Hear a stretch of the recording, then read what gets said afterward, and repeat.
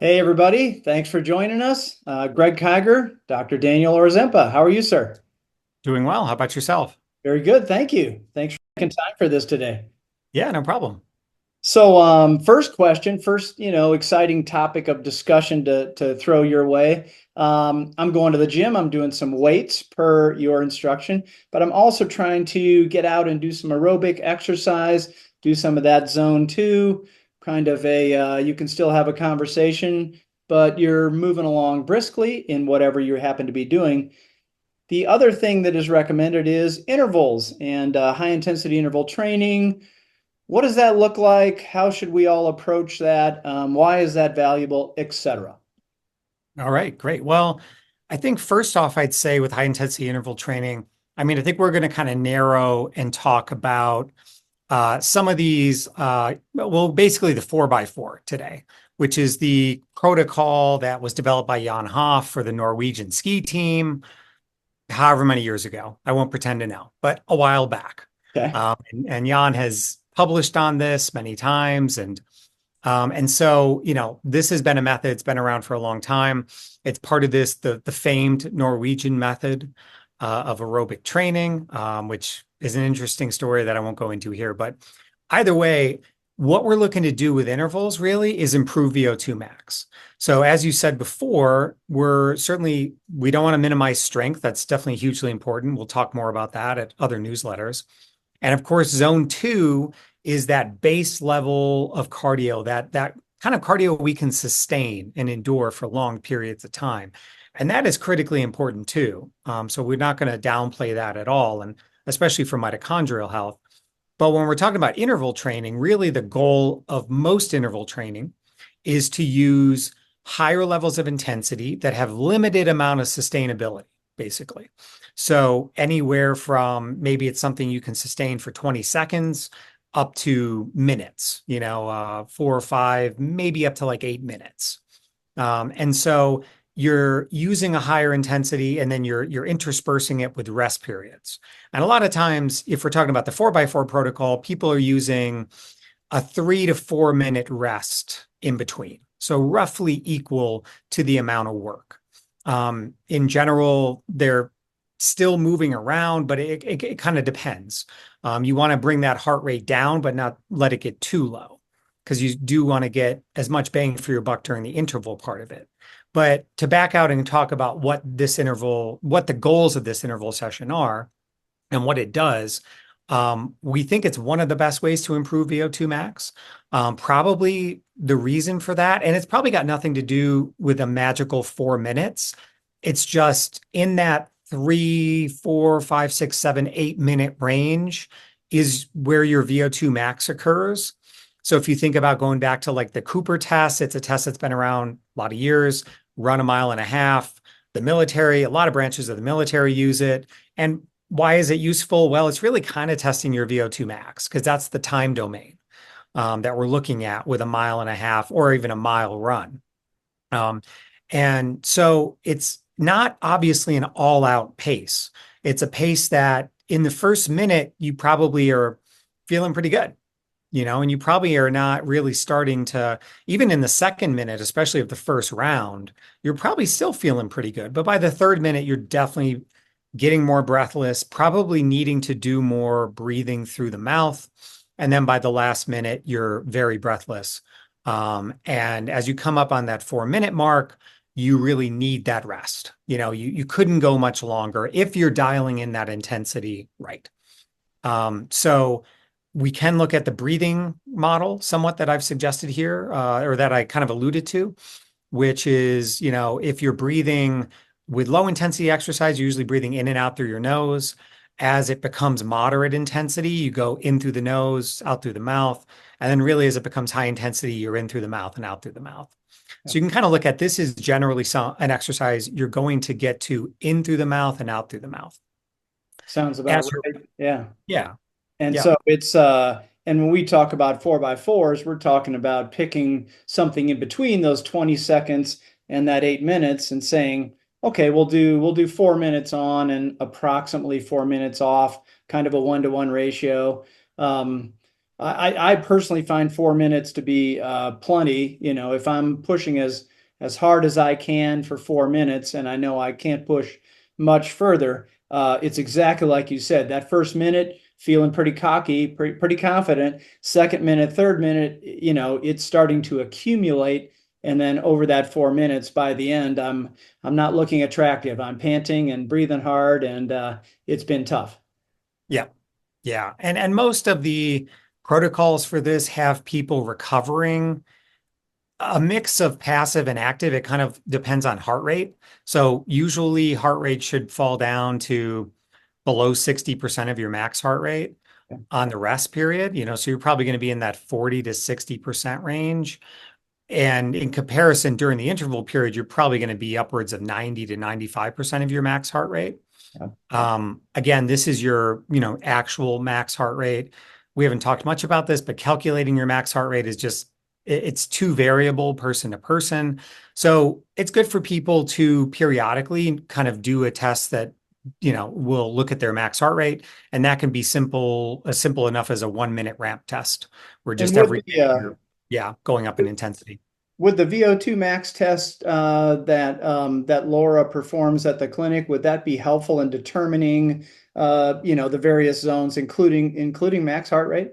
Yeah, I think it's going to get us pretty close to max heart rate, if not getting us to max heart rate. And yeah, we'll get the zones when you're doing VO2 max testing on a metabolic analyzer like the one we have, you'll have the kind of personalized zones for each person. And so you'll be able to have a zone 1, 2, 3, 4, 5. Here's your heart rate. Here's your watts if you're using a bike.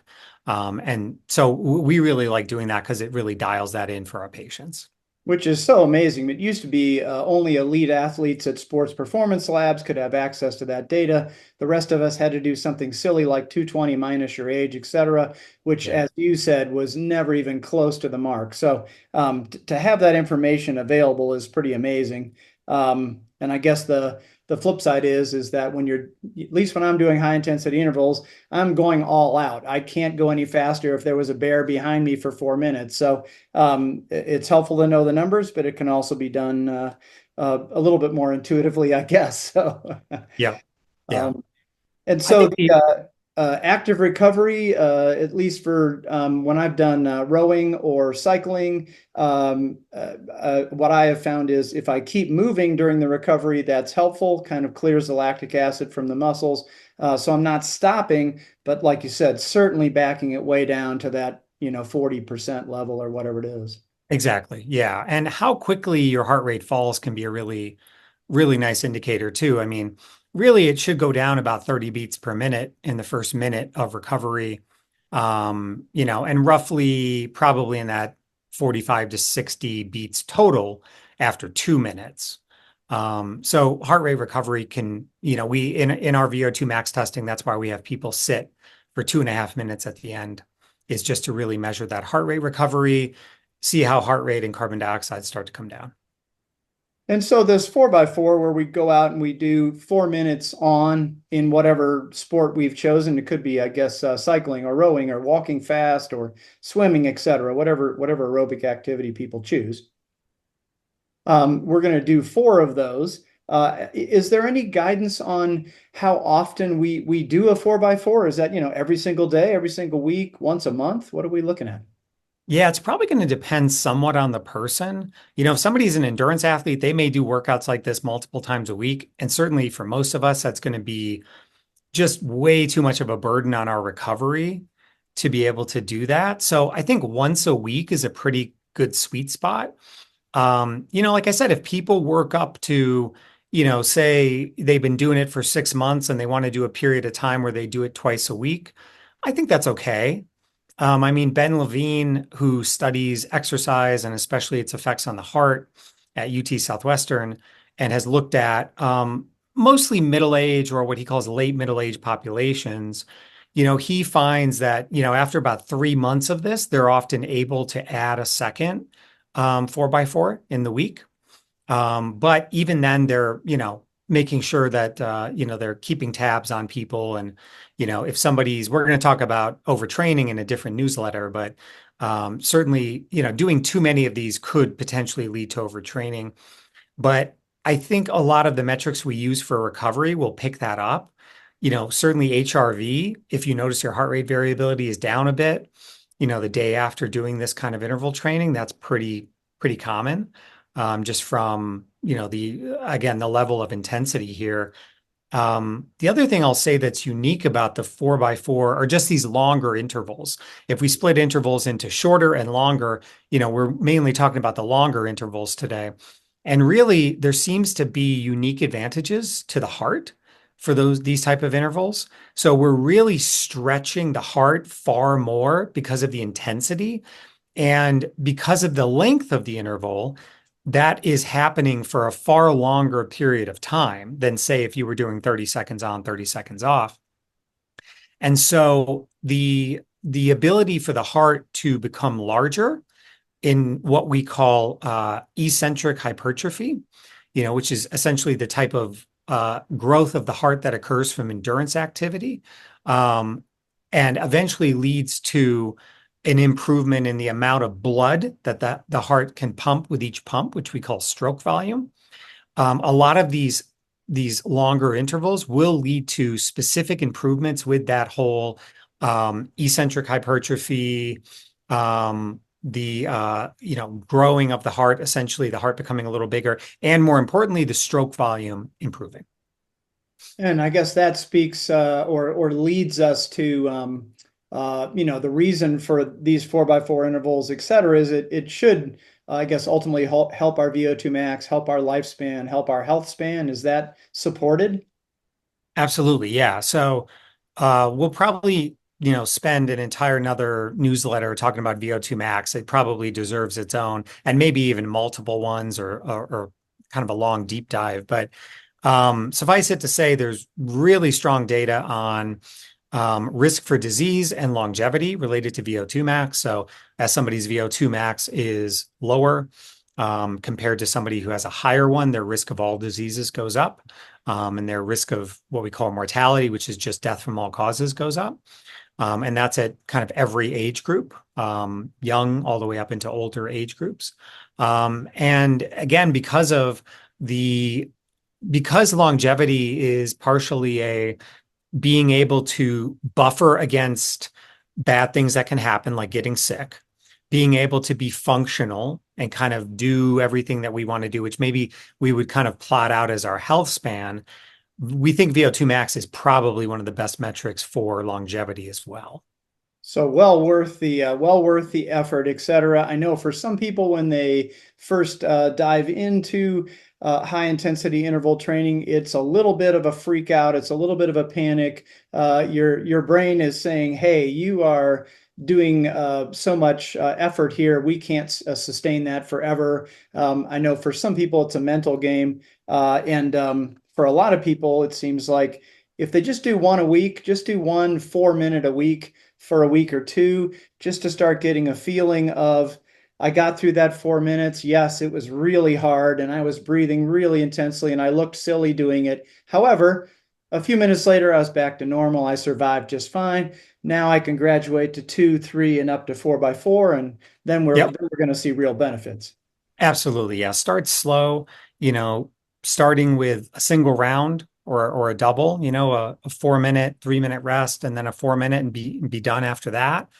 So 11 total minutes, starting with 2 minute rounds and doing 2 minutes on, 2 minutes off, doing that 3 times. All of those are viable. If somebody's at the level where they're like, well, I just walk for my cardiovascular exercise. I don't do anything more intense than that. Well, one good way I've heard it put from a prominent endurance coach is count your steps, the number of steps you take when you're walking in a minute. Okay. And then for 4 minutes, try to walk at a pace that's 10 steps per minute faster and start there. Or if you're at a gym and you're walking at 3 miles per hour, go up to 3.5 or 4. Do that for 4 minutes, come back down. Again, we can definitely start slow with this and build up over time. And it is and those are really good points, that whole gradual nature of it. And for a lot of us, if we're doing cycling or rowing or even walking fast, et cetera, on a treadmill, The first thing we might engage is our chest, is our lungs, our high breathing. But you can also consciously start to focus on adding belly breathing to that. There's a lot of lungs that are a little lower. And I know for myself in cycling, once I was able to engage that belly breathing, as silly as it kind of felt, it gave me a lot more ability to bring that oxygen in and handle those higher intensity workouts. Absolutely. Yeah, that's a great point. The breathing is definitely going to help. And even doing something like Wim Hof method, where you hyperventilate for 30 to 40 breaths, really breathe hard like you're exercising. Sometimes that will, because sometimes people just haven't breathed that way for a very long time. And, being able to just lay on the ground, flat on the ground, maybe your knees are up, just to kind of make things easier, breathing 30 to 40 times, really deep and fast, like you would be when you're really breathing hard, going in and out through the mouth. Or you could do nose mouth, whatever you prefer, but really making it hard breathing, that can start to also acclimate you to the type of hard breathing that occurs during this kind of exercise. Yep, and yeah, just and it's okay if it feels really hard, as long as, like you said, we're gradually working up to it. For so many of us, that level of intensity is not part of daily life. However, with being able to incorporate it into weekly exercise, it's of real value. And like you say, the VO2 max literature is just stacking up how important that is. So it's well Yep, worth our efforts, it sounds like. absolutely. Yep, I think so. Excellent. Well, thanks for tackling that, and yeah, Thank you. we'll move on. Appreciate it.